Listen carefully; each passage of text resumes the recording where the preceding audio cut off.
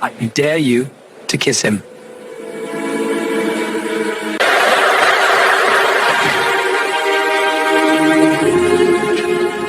Iria Lark had already said no twice. The third time, she laughed instead, because that was easier than admitting her courage was thinning with every cup of wine. The tavern was loud, crowded, alive with careless joy, and the night had that dangerous looseness that made people braver than they had any right to be. Someone leaned close and said it again, slower this time, like it was a joke she simply hadn't understood. Go kiss him. Iria followed the pointing finger. She felt the shift immediately. Every room had one, someone who bent the air around them without trying.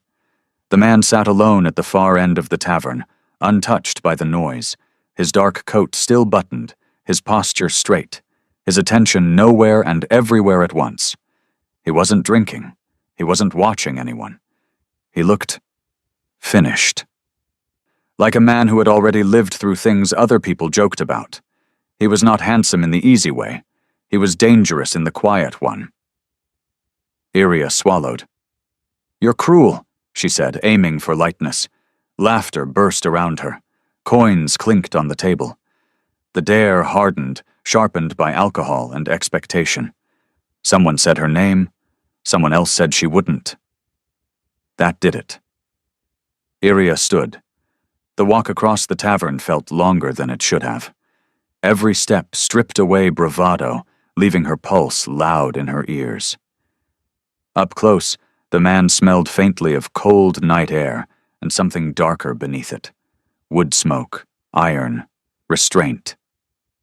He looked up when she stopped in front of him. His eyes were gray, not soft gray. Storm gray. For a breath, neither of them spoke.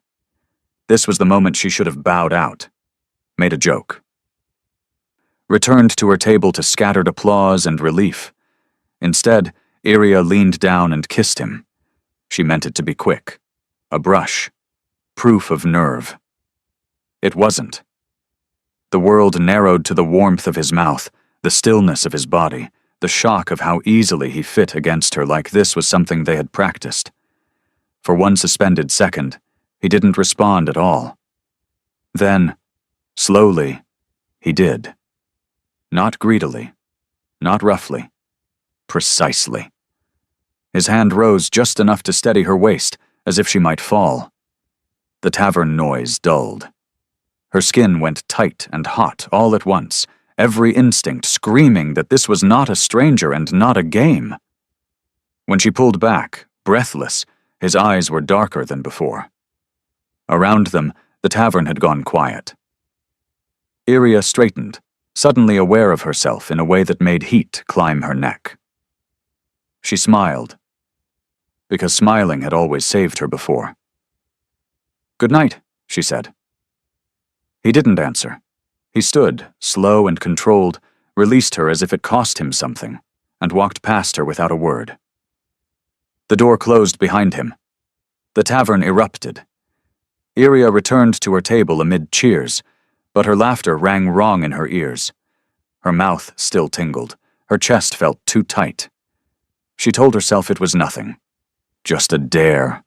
Just a kiss.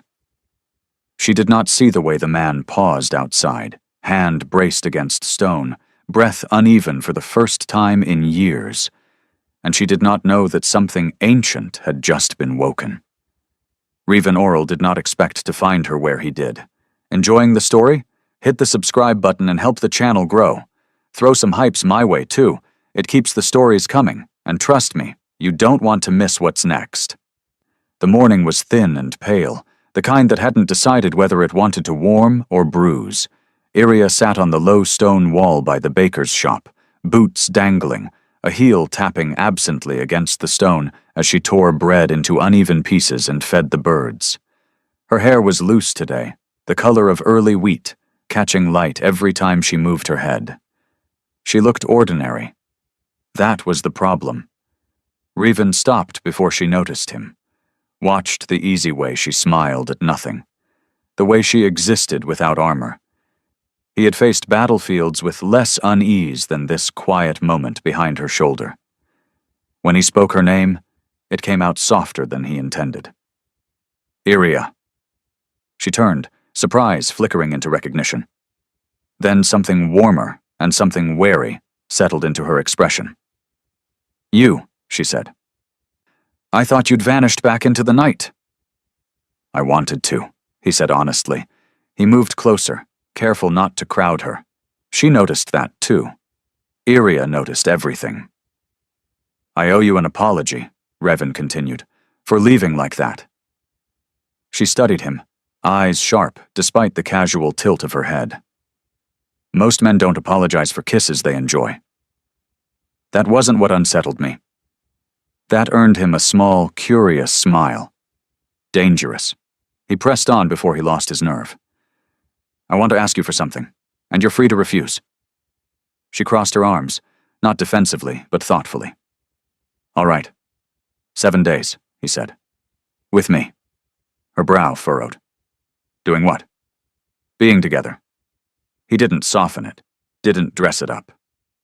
Talking, walking, getting to know each other. No titles? She asked lightly. No. No promises? None beyond honesty? She searched his face. Revan let her. If she was going to see the fracture lines, better now than later. And after 7 days? She asked. He held her gaze. I'll leave you alone. Silence stretched between them, filled only by birds and the low clatter of the waking street. Revan felt the weight of the ask settle in his chest. He had commanded armies with less certainty than this. Iria looked away first. 7 days, she repeated, slower now. That's a very specific number. It's all I can allow myself. She laughed under her breath. You're strange. Yes. She turned back to him, eyes bright with something he recognized too well. Curiosity mixed with trouble. And I don't even know your name. Revan, he said. Revan Oral. She tasted it silently, then nodded. All right. Revan Oral. His chest tightened. I'll give you 7 days, Iria said, but don't think I won't ask questions. I'm counting on it. She hopped down from the wall, brushing crumbs from her hands. When she passed him, close enough that her sleeve grazed his wrist, Revan felt it like a spark along his nerves. As she walked ahead, Iria glanced back over her shoulder, a smile playing at her mouth. I have a feeling, she said, that this is a terrible idea. Revan followed her anyway. So did fate. They did not decide where they were going. That became clear within minutes, Revan matching Iria's pace as she wandered with no plan beyond curiosity. Down narrow streets, still shaking off sleep. Past open doors and hanging laundry, and the low hum of a town easing into its day. Conversation came easily. Too easily. She talked with her hands. With her eyes, with quick turns of thought that caught him off guard. She asked where he'd traveled, what he read, whether silence ever bored him. He answered honestly but sparingly, choosing words the way a man chose stepping stones across deep water. She learned his silences quickly. The first smile surprised her. It happened when she teased him, gently, cleverly, about how serious he looked walking beside a woman carrying a bundle of wildflowers like she was smuggling spring through town. His mouth curved before he could stop it. Small. Brief. Iria saw it anyway. There, she said. That one. Revan glanced at her. What? Your smile, she said. You hide it badly. I don't hide, he replied. She laughed. That was a lie, Revan Oral. He almost reached for her then. The want arrived without warning, sharp and total. Not the slow, manageable desire he'd trained himself to endure, but something bodily and immediate. The sound of her laugh lodged low in his chest. The warmth of her arm brushing his sleeve felt like an invitation his instincts leapt toward and his discipline yanked him back from. He adjusted his pace. put half a step between them. Iria noticed. She always noticed. They stopped near the river where the water slid dark and steady over stone. She leaned on the railing, peering down as if the answer to something important might be drifting past. "You're holding yourself back," she said casually. Revan's jaw tightened. "Am I?" "Yes." She turned, facing him fully now. "You look like someone bracing against weather that hasn't hit yet." The honesty of it struck him harder than accusation would have. He inhaled slowly. "I'm trying to be respectful." Her expression softened, not offended, not flattered, curious. "And if I don't need that much restraint?" The space between them charged. Revan stayed where he was. Every instinct urged him forward, urged him to claim ground, to close the distance, to taste her again, and confirm the impossible truth of last night. He did none of it. Iria stepped closer instead. Not enough to touch. Just enough that the air changed. "You can stop me," she said quietly. He met her gaze, steady and unblinking. "I won't." Her lips parted, just slightly, like she hadn't expected that answer, like she'd been braced for resistance and found permission instead. Iria leaned in and kissed him. Not like the tavern. No bravado. No audience. This kiss was deliberate. She pressed her hand to his chest, feeling the controlled strength beneath fabric and skin. Revan's breath left him slowly, carefully, as if he were releasing something precious rather than taking. He let her lead, let her set the pace, let her mouth explore while his hands remained at his sides, fists clenched, restraint burning.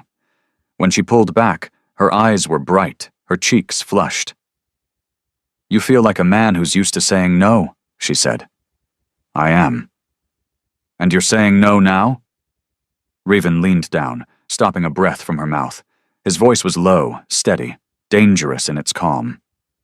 "No," he said. "I'm choosing how far." Iria smiled, slow, satisfied, unmistakably intrigued. Day one had barely begun. And already, they were in trouble. By the second day, Iria stopped pretending she wasn't aware of him. They walked again. Longer this time, farther from the town. Along a path softened by fallen leaves and the low murmur of wind through trees. Conversation ebbed and flowed, drifting from playful to quiet without effort. They no longer filled the silences. They lived inside them. Touch found them accidentally at first. Her fingers brushed his when he handed her a sprig of crushed mint. A knuckle grazed his wrist when she laughed too hard at something small. Each time, the contact lingered just a breath longer than necessary. Long enough to register, short enough to pretend it was nothing. Revan felt everyone. He watched her with an attention that felt intimate without being intrusive. Like he was studying the way light moved across her face, the tilt of her mouth when she was thinking, the way her shoulders relaxed when she forgot to guard herself. It wasn't hunger in his eyes. It was reverence. Iria felt it and didn't know what to do with it. She was used to being looked at, admired, appraised, desired. This was different. This felt like being seen without being weighed. They stopped beneath a broad oak, its branches heavy overhead. "You look at me like I might disappear," she said softly. Revan didn't deny it. "I'm trying to remember this." "Why?" "Because moments like this don't usually belong to me." Something in his voice made her chest tighten. Iria stepped closer, lifting her hand slowly, deliberately, giving him time to stop her. He didn't. Her fingers brushed his jaw, tentative at first, then firmer when he didn't pull away. His skin was warm beneath her touch, his breath steady but deeper now, like he was grounding himself against something vast. That night, he kissed her. Not hurried. Not claiming. He cupped her face as if it were fragile, his thumb tracing the corner of her mouth before his lips met hers. The kiss unfolded slowly, measured, intentional, each second asking permission from the next. He kissed her like she mattered, like this moment mattered. Iria melted into it, hands gripping the front of his coat, anchoring herself to the man who seemed determined not to take more than she was willing to give. When they parted, her forehead rested against his. "That," she whispered, "felt dangerous." Revan closed his eyes briefly, as if steadying himself. "It is. Because you want me?" "Yes. Or because you don't?" His lips curved faintly. "Because I do." He stepped back before the moment tipped into something neither of them could undo yet. Iria watched him go, her mouth still warm, her heart beating a little too fast. Day 2 ended without promises, but something sacred had been touched. By the third day, Iria no longer mistook what she felt for curiosity. It had weight now, density. It followed her through sleep and woke with her, a low warmth coiled beneath her ribs that made ordinary moments feel charged. When she thought of Revan, it wasn't his face that returned first. It was the memory of how carefully he touched, how deliberately he didn't. That kind of restraint was dangerous. They met in the late afternoon, when the sun slanted low enough to soften edges and forgive things that might otherwise feel reckless. Revan was already waiting, standing apart from the road, hands loosely clasped behind his back, as if he were containing something restless. He looked different today. Not unguarded. Never that. But quieter. As though the man who stood before her had spent the day thinking and had come to a conclusion he wasn't entirely prepared to voice. "You came," he said. "I said I would," Iria replied, though her voice wasn't as steady as she'd intended. His gaze lingered on her mouth for a fraction of a second too long before lifting to her eyes. That small betrayal sent a shiver through her. They walked without speaking for a while, the path narrowing as it drew them away from the town and into a pocket of stillness. When Revan finally led her to the cottage, she paused at the threshold, aware, instinctively, that this was a line they would not uncross. Inside, the air was cool and clean, the faint scent of old wood and waiting embers clinging to the room. The bed was visible from the door. Unavoidable. Honest. Revan stopped just inside and turned to face her fully. "I need you to know," he said, voice low, measured, "that if we stay, it's because you want to, not because of momentum, not because it feels inevitable." Iria stepped closer, close enough that she could feel the warmth radiating from him. "It already does," she said, "but I still want it." Something in his expression shifted, like a final lock giving way. He reached for her slowly, hands stopping just short of her shoulders, giving her time. Always time. When she leaned into his touch instead, the contact felt electric, not sharp, but deep, resonant. His hands settled at her waist, thumbs pressing lightly, as if learning the truth of her shape through touch alone. He kissed her then. Not hurried, not consuming, but with a patience that made her ache. The kiss unfolded like a conversation. Every movement asked, every response answered. Iria's fingers slid beneath the fabric at his back, tracing muscle and warmth, and felt the moment his breath hitched. Not from urgency, but from control bending under pressure. "Revan," she murmured, not as a plea, but as a name given weight. He pressed his forehead to hers, eyes closed, breathing deep. "If we continue," he said quietly, "I won't rush you, and I won't pretend this means less than it does." "Good," she said. "I'd hate to be forgotten." He kissed her again, deeper this time, hands moving with more certainty, less distance between intention and action. They moved together toward the bed, not as a rush, but as a shared decision. Clothing shed in stages, touch always preceding removal. As though he wanted to know every inch of her before seeing it. When they finally lay together, it was with a reverence that startled her. Revan treated closeness as something earned. He moved with deliberate care, watching her face, reading her breath, responding not to desire alone, but to trust. Iria had never been held like this, not claimed, not taken, but chosen again and again in every moment he paused to make sure she was still with him. The heat built slowly, unbearably, until it felt like something vast and inevitable moving through them both. When they finally came together, the moment felt hushed, almost sacred, like the world itself had leaned closer to witness. Iria clung to him, overwhelmed not by sensation alone, but by the depth of connection unfolding between them. She hid her face against his shoulder, breath unsteady, heart racing. Revan wrapped himself around her completely, arms strong and certain, holding her as though letting go might unravel something vital. His breathing steadied first, then hers, until they lay in silence, broken only by the quiet rhythm of shared presence. Time passed. She shifted slightly and felt his hand trace slow, absent paths along her back, not wandering, not demanding, just learning, memorizing. "You're awake," she said softly. "I don't think I'll sleep," he replied. "Why not?" "Because I want to remember this exactly as it is." She lifted her head, studying his face in the dim light. The seriousness was there, but softened now by something unguarded. "You look afraid," she said. He didn't deny it. "I am." "Of me?"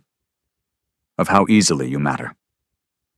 Iria pressed her lips to his chest, right over his heart, and felt it quicken beneath her mouth.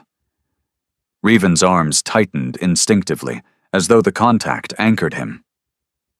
"I'm still here," she said. He held her closer, resting his chin atop her head, breathing her in like something essential. Outside, night settled quietly around the cottage. Inside, Revan Oral held Iria Lark as though she were not a moment, but a beginning. And that scared him more than anything else ever had. They woke, tangled together, the morning light thin and pale, slipping through the small window like it had been invited. Iria surfaced slowly, the way one did from a good dream, unwilling, disoriented, already reaching for what she feared might vanish. Her cheek rested against warmth, solid, breathing, a steady rise and fall beneath her palm. "Revan." She smiled before opening her eyes. His arm was curved around her waist, loose but certain, as though even sleep hadn't convinced him to let her go. When she shifted, just slightly, his hand flexed, an unconscious response, pulling her closer before settling again. She lay there for a long moment, memorizing the simple miracle of it, the quiet, the nearness, the sense that nothing urgent waited for them beyond these walls. When Revan finally stirred, it was not with haste. His eyes opened slowly, focus sharpening the instant he found her watching him. "You're awake," he said, voice low with sleep. "So are you," she replied. "Only because you are." That earned him a soft laugh. She traced the line of his shoulder with idle fingers, familiar now in a way that felt almost impossible after such little time. They did not rush to dress. Morning unfolded around them lazily, shared breath, shared warmth, the kind of lingering touches that weren't meant to lead anywhere but somehow deepened everything. Revan brushed a kiss to her temple, as if it were a habit he'd always had. She leaned into him without thinking. Attachment crept in quietly. They ate together later, sitting at the small table by the window, knees brushing, passing bread and fruit back and forth. Iria talked about nothing in particular, stories from her childhood, observations about people she'd known, the way she preferred her tea stronger than most. Revan listened like it all mattered. He laughed more today. Not often, but honestly. Each time it startled her anew. Each time it felt like something she wanted to protect. They spent the afternoon walking, then not walking, stopping often, drawn into moments that had nothing to do with direction. He showed her how to skip stones across the river. She teased him when he missed. He pretended not to mind. By evening, it felt like they had been doing this forever. Back at the cottage, dusk crept in gently, and they settled into the quiet without ceremony. Iria sat between Revan's knees on the edge of the bed while he loosened her hair, fingers careful, unhurried. She closed her eyes, letting herself be held without question. "You're very gentle," she said. His hands paused for a fraction of a second. "With you." She turned slightly, enough to see his face. "You choose that?" "Yes." That answer settled something in her chest. They lay together again, not with urgency, but with ease. Familiar now, attuned to each other's rhythms. Touch came naturally, without hesitation or fear. He knew her body already, not just how it responded, but how it rested, where it softened, where it needed reassurance. She did not know his title. She did not know where he came from or what waited for him beyond these days. But she knew the way he held her like sleep was safest when she was close. She knew the way his breath changed when she traced the line of his jaw. She knew the discipline in him. Not cold or distant, but chosen, deliberate, worn like armor he set aside only here. Later, when night had fully claimed the sky, Iria lay with her head on his chest, listening to the steady rhythm beneath her ear. "You don't ask much," she said quietly. Revan's hand moved slowly along her back. "Neither do you." She considered that. "Should I?" He hesitated, not long enough to be obvious, but long enough that she felt it. "Not yet," he said. She nodded, accepting it without resentment. There would be time. Or there wouldn't. For now, this was enough. She shifted closer, fitting against him easily, as though her body already knew the place it belonged. Revan held her a little tighter, eyes open in the dark, aware, acutely, that attachment had found him. And he did not move away. By the 5th day, wanting had become a constant, not sharp, not frantic, persistent. It lived beneath Iria's skin, a slow, humming awareness that followed her through every quiet moment. She felt it when Revan looked at her too long, when his hand found the small of her back as if by instinct, when silence stretched between them and neither rushed to fill it. This was not the hunger of strangers.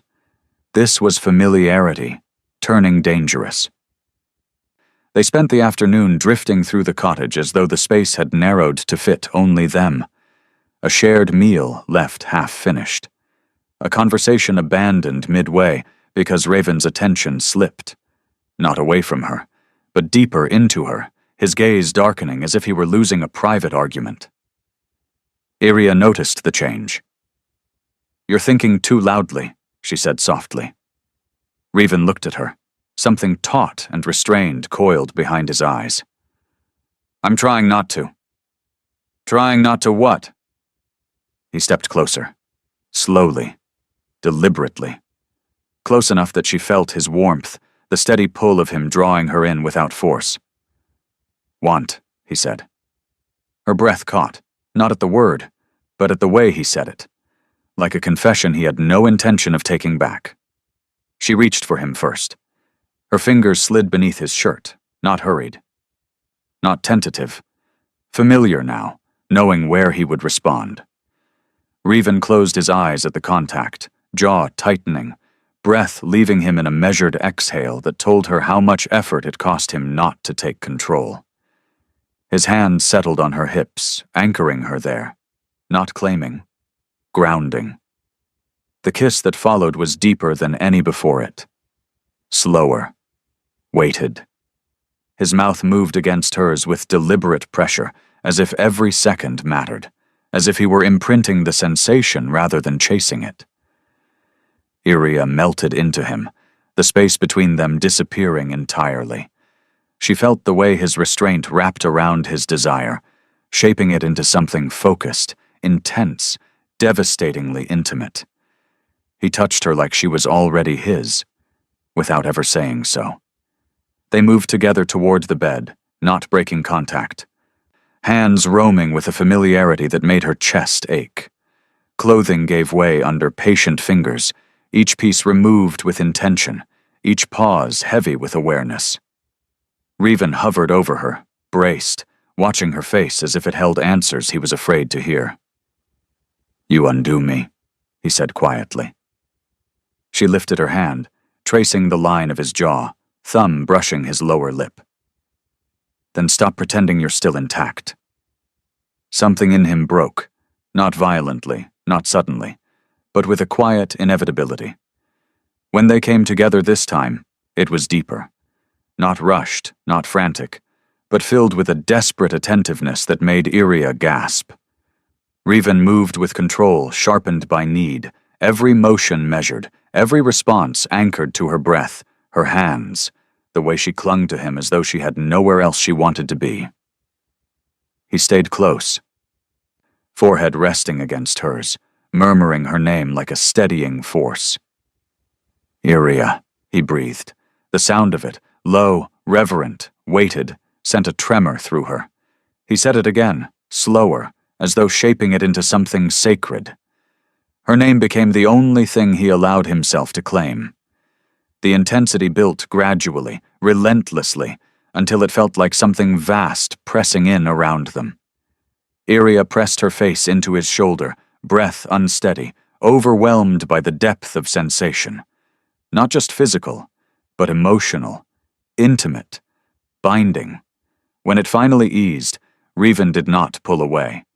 He gathered her into his arms immediately, holding her close, one hand cradling the back of her head, the other spanning her back as though memorizing her through touch alone.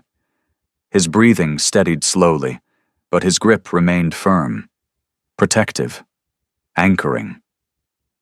"I almost told you," he murmured after a long while. She shifted slightly, fitting more securely against him. "Told me what?" "Everything," he thought. "Who I am, what this means, why this frightens me."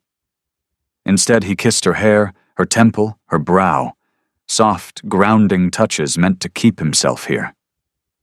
Another day, he told himself. One more day. Iria's fingers traced idle patterns along his arm, unafraid, unhurried.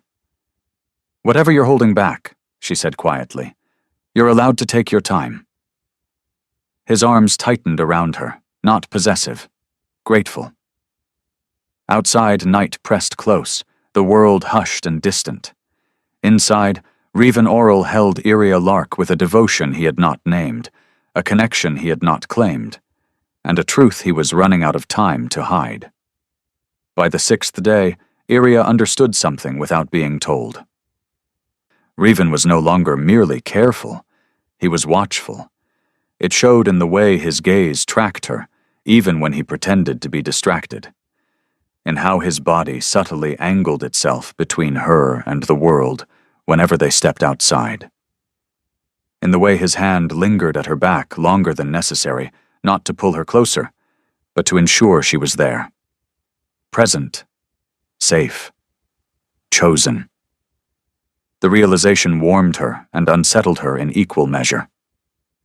They spent the morning wrapped in quiet domesticity, shared bread, warm tea, a slow conversation that drifted without urgency. Revan smiled easily, laughed more freely than before, yet something in him felt coiled tighter, like a man standing at the edge of a decision he could no longer postpone. Iria noticed the moments when his expression darkened for no apparent reason. When his jaw tightened as if he'd sensed a threat that never arrived. When he touched her not out of desire, but reassurance. "You're staring again," she said lightly, brushing past him. His hand closed around her wrist, not gripping, not stopping, just grounding. His thumb brushed over her pulse, slow and deliberate. "I'm making sure you're real," he replied. Her breath caught. "That sounds dangerous," she said, attempting humor. It is, he answered without smiling. That afternoon, the air between them thickened with unspoken emotion. Revan's restraint grew more pronounced, his touch gentler, as though he were afraid of wanting her too much, of letting himself believe this could be permanent. And Iria felt it, the intensity, the way he looked at her like a promise and a warning all at once. It thrilled her. It frightened her.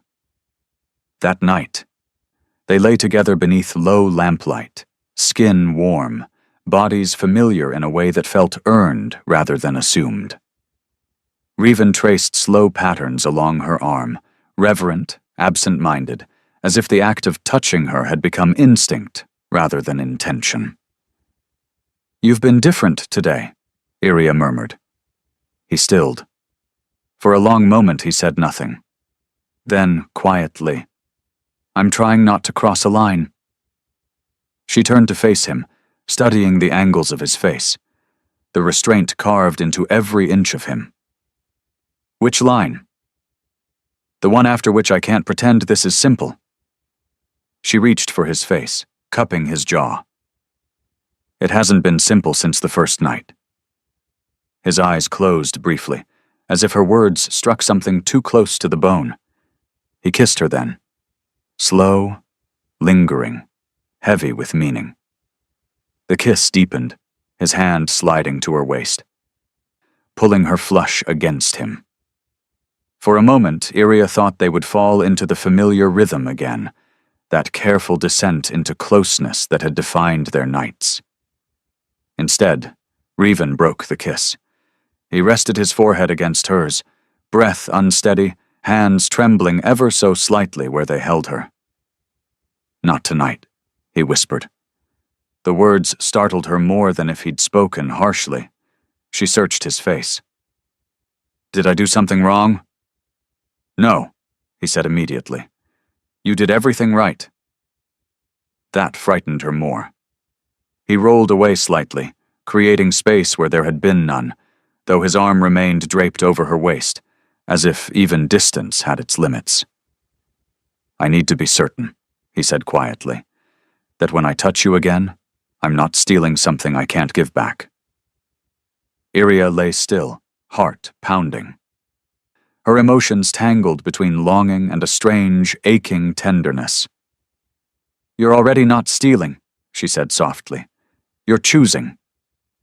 His grip tightened briefly, an involuntary response, before he forced himself to relax. "Sleep," he murmured. "Tomorrow will be different." She did not press him further, but as she drifted toward sleep, wrapped in the warmth of a man who was holding himself back for reasons she did not yet understand, one thought settled firmly in her chest. Whatever Revan was hiding, it was not indifference. It was devotion held too tightly, and she sensed, deeply, unmistakably, that the truth waiting on the seventh day would change everything they were pretending not to be. Morning came quietly. Too quietly. Iria woke first, the pale light of dawn stretching across the room in thin silver bands. Revan lay beside her on his back, awake, staring at the ceiling as if sleep had abandoned him hours ago. His arm rested near her, not touching. The absence felt deliberate, calculated. Her chest tightened. "You're leaving," she said softly. His gaze shifted to her at once. "No." The answer was immediate, too immediate. It carried the weight of a vow rather than reassurance. "Then why do you look like someone preparing for an execution?" A corner of his mouth lifted, humorless. "Because in a way, I am." He sat up slowly, running a hand through his hair. For the first time since she'd met him, Revan looked unsure, not restrained, not controlled, exposed. Iria pulled the blanket tighter around herself, suddenly aware of how unguarded she felt. "Revan," she said carefully, "whatever this is, just say it." "I don't want another almost." He exhaled, long and steady, as though bracing himself against something vast. "I didn't ask you for 7 days because I wanted time," he said. I asked because I needed to know if what I felt would survive honesty. Her pulse quickened. You're scaring me. You should be, he replied quietly. Because once I tell you this, there's no returning to who we were yesterday. He stood, moving towards the window, the morning light outlining his figure. Strong, composed, impossibly still. He looked every inch the man she'd come to trust. And suddenly, painfully, she understood that trust had been incomplete. I'm not a man who can disappear into you and stay gone, he said. I belong to a world you've never seen, one that demands more than it gives. He turned to face her. I am the Alpha King. The words landed not with a roar, but with a crack, a fault line splitting clean through her reality. Iria stared at him, waiting for the laugh, the admission of some elaborate jest. The moment he would step forward and say he was exaggerating, romanticizing, playing a role. He did none of those things. I rule, he continued, voice steady, merciless in its calm. I command territory, allegiance, bloodlines. There is a palace, a council, a crown I never remove, even when I pretend otherwise. Her mouth opened, closed. No, she whispered. No, you're not. I am. She shook her head, the room tilting. You're gentle. Her voice broke. You cook. You laugh. You hold me like I'm not fragile. I hold you like you are everything, he corrected. The word king finally found its weight in her chest. Power. Authority. Ownership.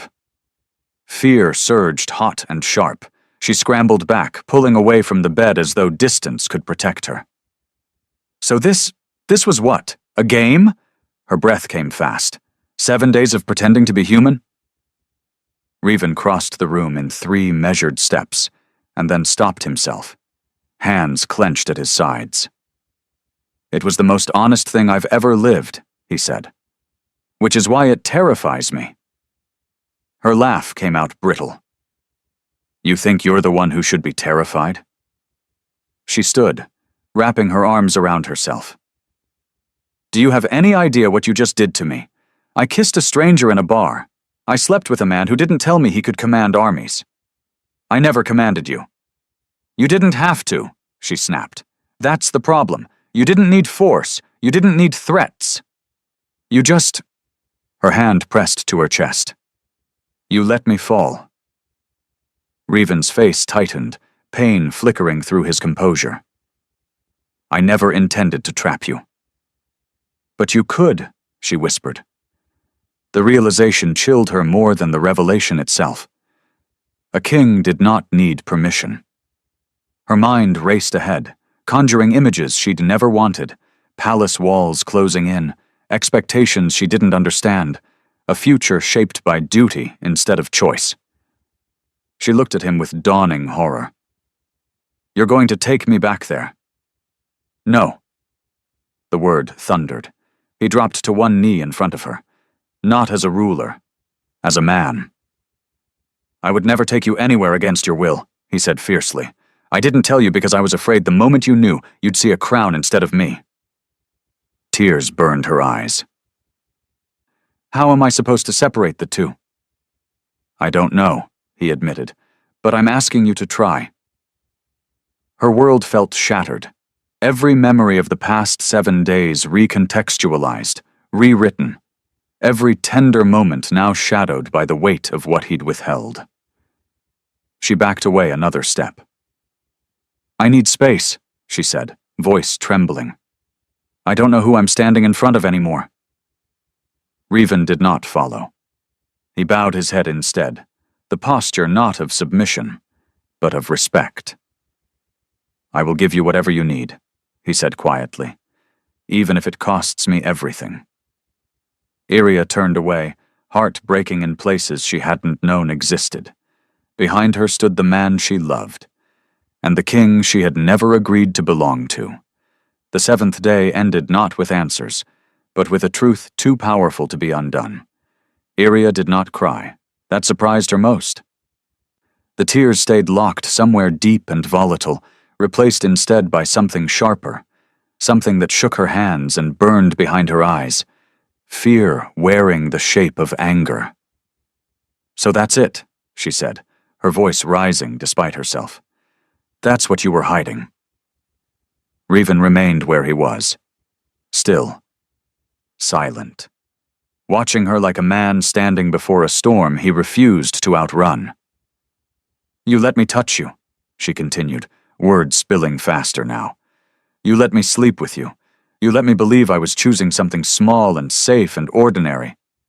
"There was nothing ordinary about us," he said quietly. "That's the problem," she snapped. Her chest heaved as she paced, bare feet pressing hard against the floor as if grounding herself might keep her from shattering. "You knew who you were. You knew what you carried. And you said nothing. I told you as soon as I could. As soon as it was too late," she shot back. The room felt smaller with every breath. She turned on him then, really looked at him. Not the man who had held her through the night, but the figure he now represented. Power, authority, a life so far beyond hers it made her dizzy.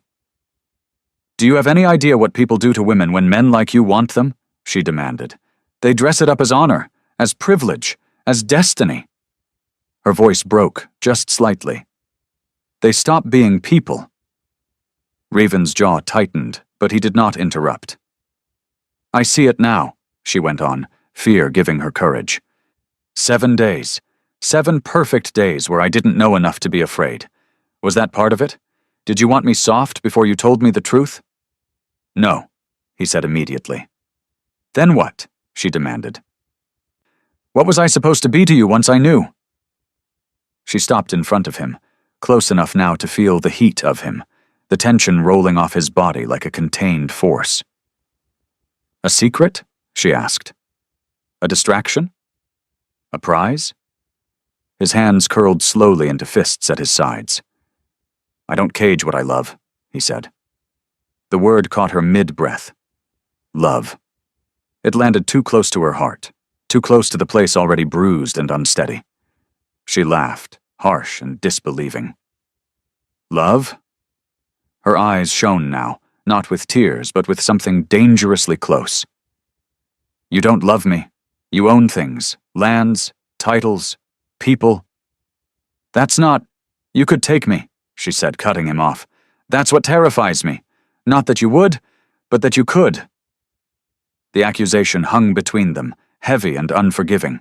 Her voice dropped to a whisper. The most vulnerable place she could reach. "I don't want to be your plaything." The word struck him like a blade. Revan flinched, not back, not away, but inward, as if she'd pierced something he'd been guarding fiercely. His breath left him slowly, carefully, like a man fighting the urge to react. "Iria," he said, and for the first time his voice trembled. "If you believe that—" "I don't know what to believe," she interrupted, her hands shaking now. "Everything I thought I understood has shifted.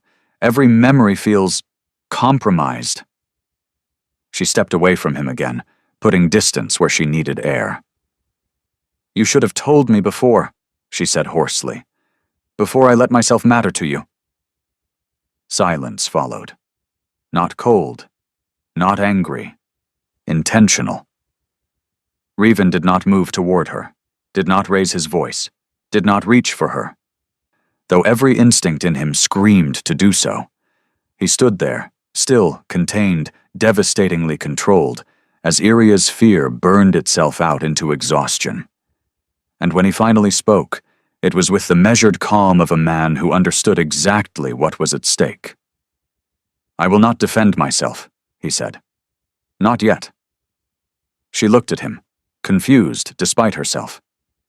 "Because if I speak now," he continued, "you'll hear authority instead of truth." The room stilled around them. "I won't command you," he said softly. "Not with my title, not with my body, not with my voice." He took a slow step back. "I'll wait until you're ready to hear me as a man." Iria's heart hammered painfully in her chest. She didn't answer. She couldn't. And Revan, Alpha King, ruler of realms, stood perfectly still, hands open at his sides, holding himself in check as the space between them filled with everything unsaid. The next words would matter. So he chose silence, and let fear finish speaking first. Revan did not follow her when she turned away. That alone startled Iria. No footstep, no hand closing around her wrist, no command spoken softly enough to pretend it was kindness. He stayed where he was. When she finally looked back, he stood several paces away, hands at his sides, posture straight but restrained, as if every instinct in him screamed to close the distance, and he was choosing, deliberately, not to. "I'm not going to chase you," he said. His voice was calm, unraised, unarmed. Iria folded her arms around herself, bracing. "You don't have to. You already said enough." "I haven't said the most important part." She laughed quietly, brittle. "Of course there's more." "There always is," he agreed. "With truth." He took one step forward, then stopped himself again, as though crossing even that small space required her permission.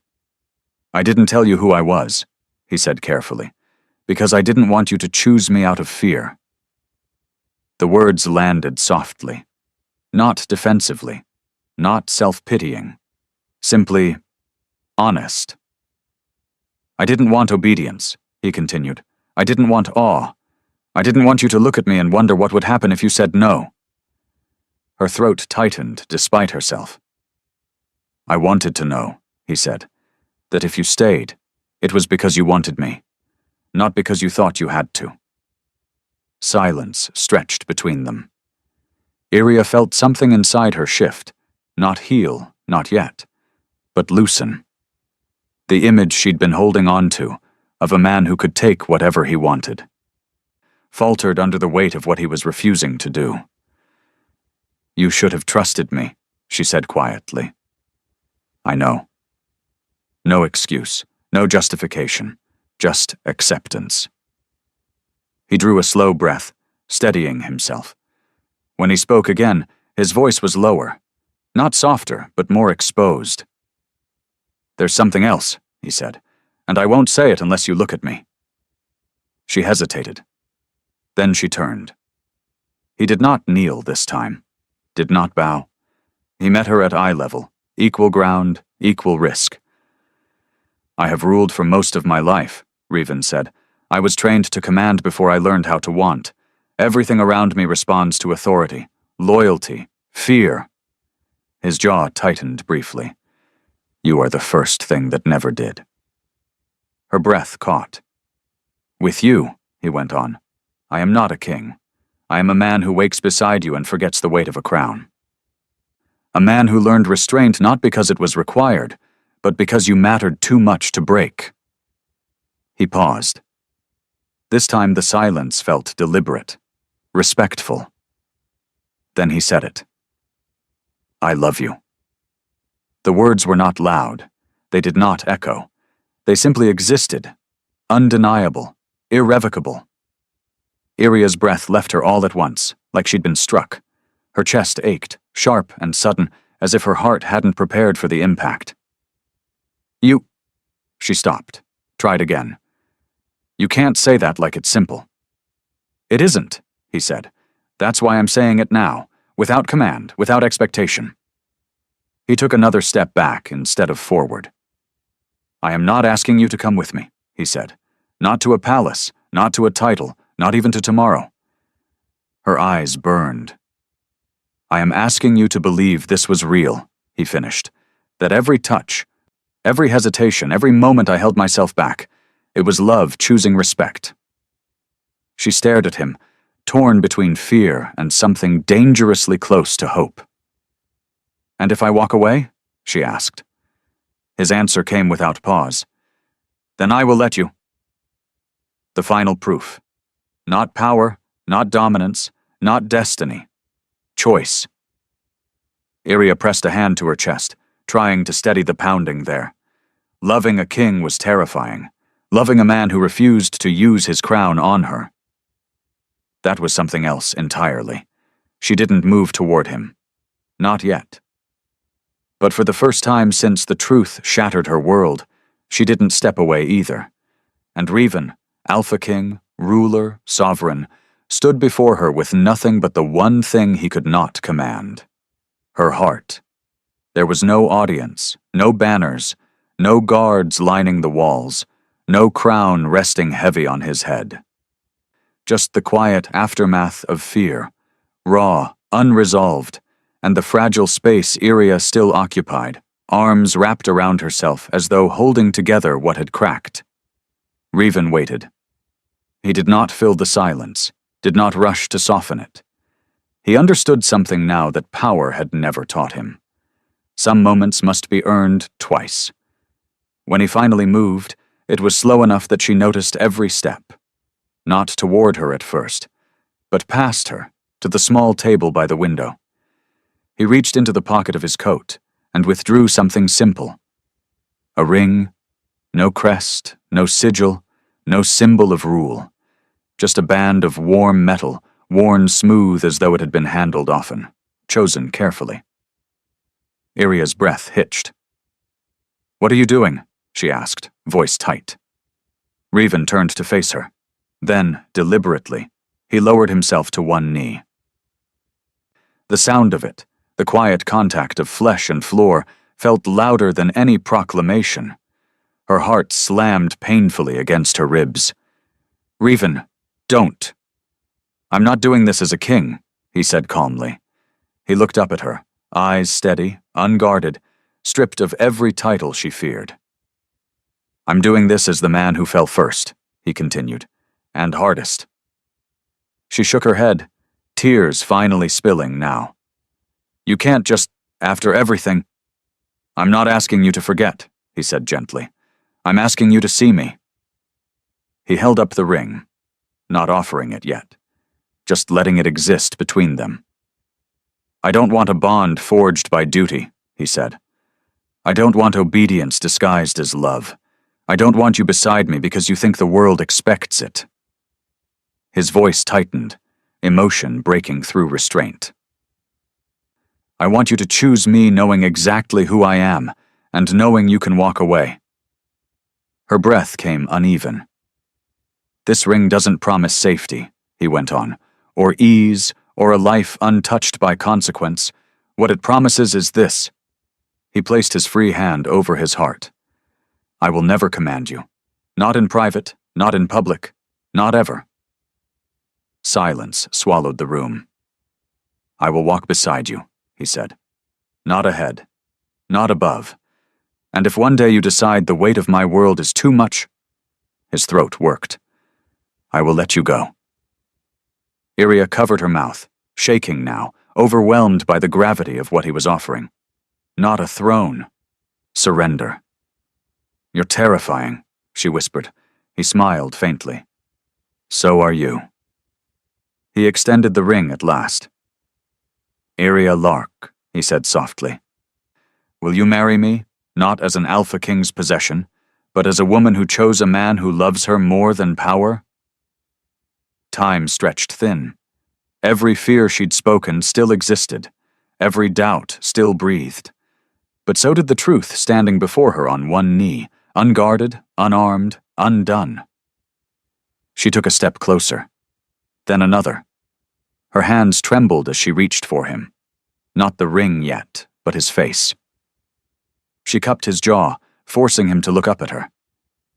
"You don't get to kneel unless you mean it," she said through tears. "I mean it," he replied. She exhaled, a broken, hopeful sound. Then, finally, she took the ring. Not because he was a king, but because he had loved her without using the crown to make her stay. Morning came, and Iria ran. Out of the cottage, down the winding path, across the dew-soaked fields. Her chest heaved with sobs she had tried to swallow all day, her mind a storm of fear, anger, and longing. She stumbled into the forest beyond, letting the trees swallow her whole. Branches scraped her arms.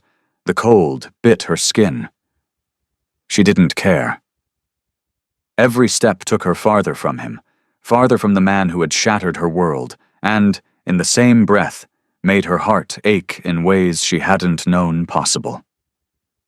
She collapsed against the rough bark of a great oak, pressed her face to the moss, and let herself think. Could she trust him? Could she believe him?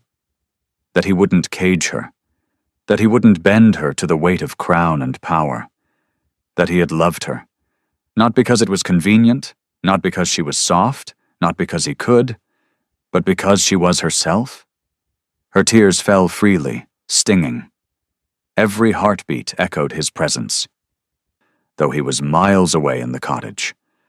She thought of his restraint, the way he never demanded, never commanded, never forced. Even when he could have, even when he wanted to, the realization hit her like a physical force. She had fallen for a king, but she hadn't been treated like a subject. She had been seen, chosen, respected.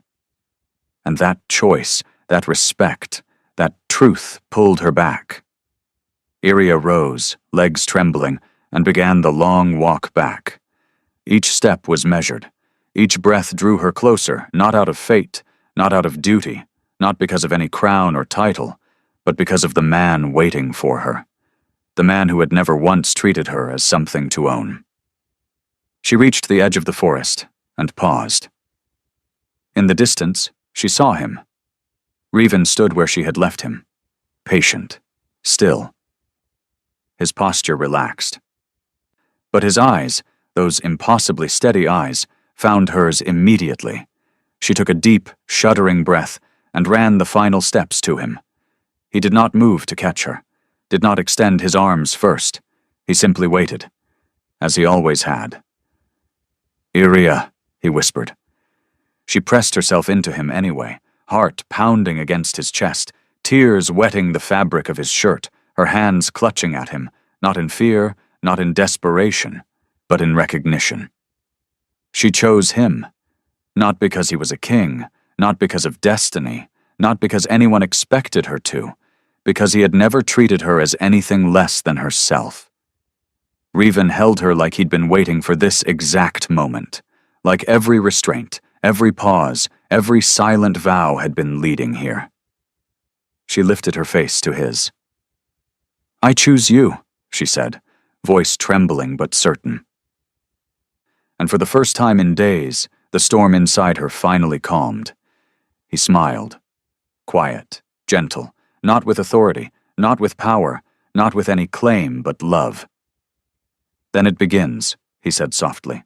"Us, together, by choice." And for the first time, Iria believed it. They did not rush back inside. That mattered. Revan remained where he was, forehead resting lightly against Iria's, breathing her in as though confirming she was real, that this was not a fragile mercy that might disappear if he moved too fast. "You're shaking," he murmured. "So are you," she replied, a quiet smile in her voice. He exhaled, something like relief, something like surrender, and only then did he take her hand. Not to lead, just to connect.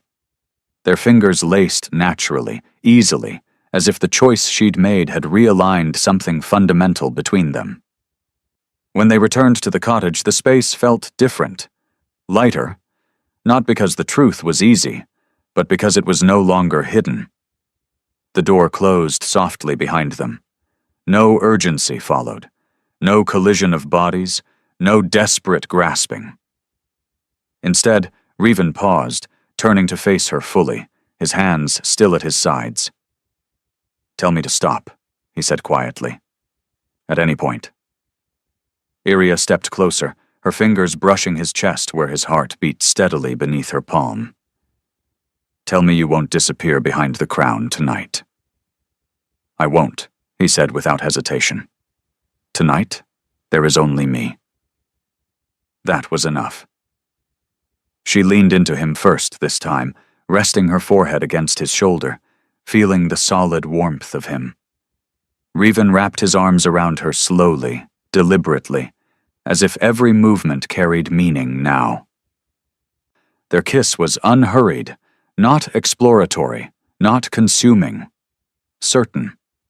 It deepened naturally, their mouths moving together with an ease that came from knowing rather than wanting. Revan's hands traced familiar paths, but there was a reverence in the way he touched her now, a quiet awareness that this was not about taking or giving, but choosing again. Clothing fell away piece by piece, without ceremony, without haste. Every brush of skin against skin felt heightened by the absence of fear. When Revan finally guided her toward the bed, he followed her down. Never above her, never looming, meeting her at eye level, grounding her with steady contact. He kissed her cheek, her throat, her shoulder. "I'm here," he whispered. "All of me." The truth of it settled into her bones. When they came together, it was slow. Intimate in a way that went beyond sensation. Revan moved with careful intention, attuned to every breath she took, every subtle shift of her body. Iria held him close, nails grazing his back, not clinging, but anchoring. This was not hunger. It was trust made physical.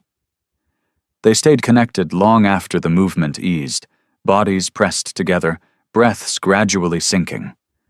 Revan rested his forehead against hers, eyes closed, as if committing the moment to memory.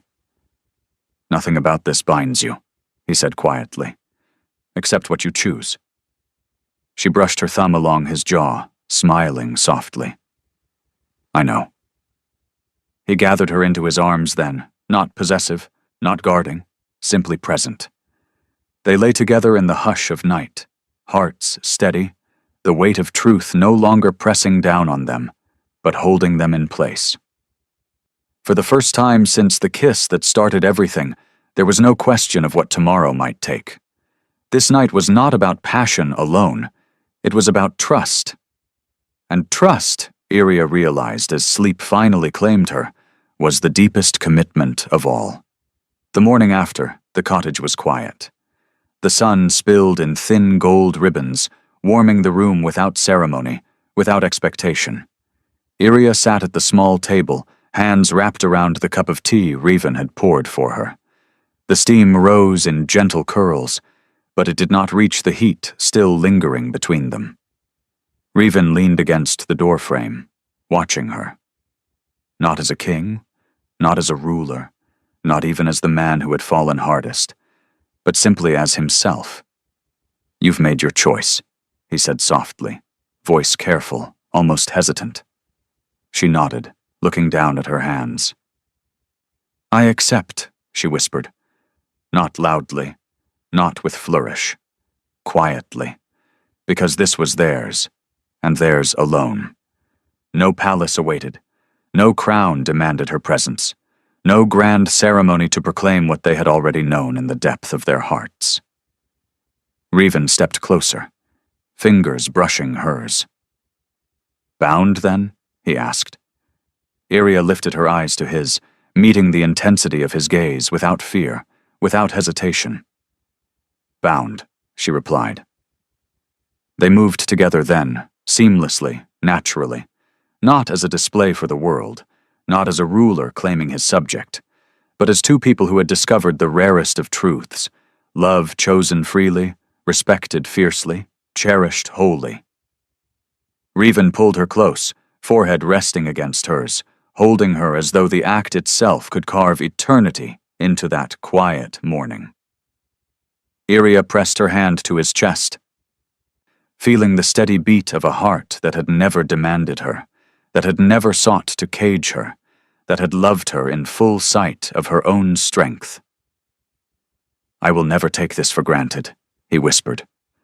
"Nor will I," she replied. They lingered there, wrapped in the simple intimacy of their bond, letting the world and its crowns, titles, and expectations fall away. For the first time, everything felt exactly as it should. Real, unforced, unbroken. Two people, in love, bound not by power, not by duty, but by choice. And in that quiet morning, in the warmth of sun and skin and breath, they began forever. The tavern smelled the same. Warm wood, spilled ale, laughter ricocheting off low beams. Iria paused at the doorway, hand brushing the rough frame, and for a moment, the memories of that first night, reckless, unguarded, drunk with dares, flooded her. She had been brave then, unaware of what awaited her. Revan stepped beside her, taller, broader, calmer, but the same man who had stolen her heart in 7 chaotic, perfect days. He reached for her hand, fingers curling around hers like a promise. "You know the rules," he said softly, lips brushing her ear. Iria raised an eyebrow, a small smile teasing her lips. "Rules?" "You're dared," he replied, voice low, dangerous, playful, "to fall in love with me. Again. And again. And again. For as long as you can." She laughed, warm and breathless, shaking her head. "Over and over?" "Yes," he said, eyes gleaming with that unrelenting devotion she had learned to trust. "Every glance, every word, every touch. You'll never escape it." Iria let herself lean into him, heart full, pulse racing, not from fear this time, but from delight. She had chosen him. She had bound herself to him, and now she would dare to fall again, infinitely. Revan kissed her gently, deliberately, savoring the moment as if it were the first time and the last, all at once. The tavern laughed around them, oblivious to the story unfolding in the quiet space between them. And Iria realized, with a happiness she had never thought possible, that love, true, untamed, endless love, was the dare she would gladly accept forever. Hand in hand, hearts intertwined, they stepped into the room where it had all begun, ready to write the rest of their story, over and over and over again.